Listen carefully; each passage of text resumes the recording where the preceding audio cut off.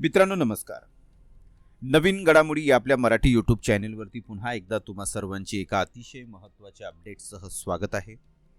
मित्रांनो, वर्ष 2025 जवळजवळ संपतच आलेलं आहे आणि 1 जानेवारी 2026 पासून नवीन वर्षाची सुरुवात ही होणार आहे. मात्र मग 1 जानेवारी 2026 पासून आपल्या भारतात अनेक महत्त्वाचे आर्थिक आणि प्रशासकीय नियम हे बदलणार आहेत. आणि मग या बदलांचा सरळ जो परिणाम आहे तो सर्वसामान्यांच्या खिशावर आणि दैनंदिन जीवनावर होणार आहे. मग सर्वसामान्य नागरिक म्हणून हे जे बदल घडणार आहेत ते आपल्याला माहीत असणं अत्यंत गरजेचं आहे आणि त्यामुळेच हा व्हिडिओ बनवलेला आहे. तरी मग मित्रांनो, स्टेप बाय स्टेप आपण नेमकी कोणकोणत्या नियमांमध्ये बदल हा होणार आहे आणि कशा प्रकारचा बदलाव हा सर्वसामान्यांवरती इफेक्ट करणार आहे याबद्दलची थोडक्यात माहिती घेणार आहोत. मित्रांनो, आता बँका आणि वित्तीय संस्थांना तुमचा जो क्रेडिट स्कोअर दर 15 दिवसांऐवजी दर आठवड्यात अपडेट करणे बंधनकारक हे असणार आहे. यामुळे कर्ज पात्रता अधिक पारदर्शक होणार आहे. यानंतर पॅन कार्ड आधारशी लिंक करण्याची अंतिम मुदत 31 डिसेंबर 2025 आहे.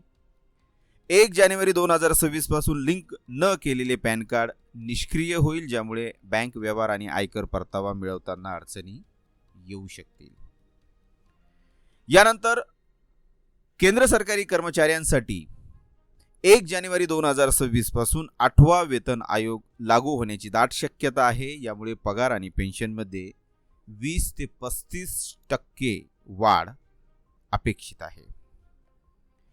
त्यानंतर दर महिन्याच्या 1 तारखेप्रमाणे LPG सिलेंडर आणि CNG आणि PNGच्या किमतींमध्ये बदल होईल. नवीन टेरिफ सिस्टीममुळे CNGच्या किमतीत काही प्रमाणात घट होण्याची शक्यता वर्तवली जात आहे. यानंतर जर तुम्ही 31 डिसेंबर 2025 पर्यंत रेशन कार्डचे eKYC पूर्ण केले नाही तर 1 जानेवारी 2026 पासून तुमचे रेशन कार्ड तात्पुरते ब्लॉक केले जाऊ शकते. ही अत्यंत महत्त्वाची अपडेट आहे. तुमच्याकडेही जर रेशन कार्ड असेल आणि अद्याप जर तुम्ही eKYC केलेली नसेल, तुमच्या परिवारात रेशन कार्डमध्ये ज्या काही लोकांची नावं आहेत, ज्या मेंबर्सची नावं आहेत, त्या सर्व मेंबर्सचं eKYC करणं हे बंधनकारक आहे. त्यामुळे जर अद्याप तुम्ही केलं नसेल तर तुमच्या नजदीकच्या राशन कार्ड दुकानामध्ये जा, जे राशन वितरक आहेत त्यांच्याकडे जा आणि तेथे तुमचं आधार कार्ड जमा करा, झेरॉक्स कॉपी आणि जे काही eKYC आहे थंब देऊन बायोमेट्रिक सिस्टमने ते तुम्ही करून घ्या. जर तुम्ही तुमच्या गावापासून शहरापासून जर लांब असाल, इतरत्र गेलेले असाल तर मग त्या ठिकाणीही तुम्ही तुमच्या नजदीकच्या रेशन कार्ड वितरक जो आहे तिथे जाऊन तुमचं eKYC करू शकता.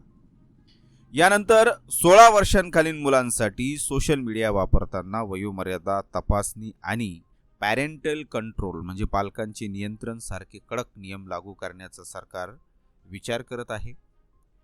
त्यानंतर बँका UPI आणि डिजिटल पेमेंटसाठी कडक सुरक्षित नियम लागू करणार आहे. फसवणूक रोखण्यासाठी व्हॉट्सॲप आणि टेलिग्राम यासारख्या प्लॅटफॉर्मवर सिम व्हेरिफिकेशन अधिक कडक होणार आहे. यानंतर जानेवारी 2026 मध्ये एक नवीन आयकर विवरणपत्र ITR फॉर्म सादर केला जाण्याची शक्यता आहे, जो कर भरण्याची प्रक्रिया अधिक सोपी करेल आणि जे नागरिक ITR आयकर भरतात त्यांच्यासाठी सोय ही होणार आहे. तर अशा पद्धतीने मित्रांनो, मोठामोठी हे काही नवीन नियम होते, प्रशासकीय नियम होते, ज्यामध्ये बदल हा 1 जानेवारी 2026 पासून होणार आहे, जो मी माझ्या पद्धतीने तुमच्यापर्यंत मांडण्याचा प्रयत्न केला. आशा आहे मित्रांनो ही इन्फॉर्मेशन तुम्हाला नक्कीच आवडली असेल, युजफुल वाटली असेल. जर मित्रांनो हा व्हिडिओ ही इन्फॉर्मेशन जर तुम्हाला आवडली असेल तर नक्कीच ह्या व्हिडिओला लाईक करा, कमेंट करा आणि जास्तीत जास्त ह्या व्हिडिओला शेअर देखील करा. धन्यवाद मित्रांनो.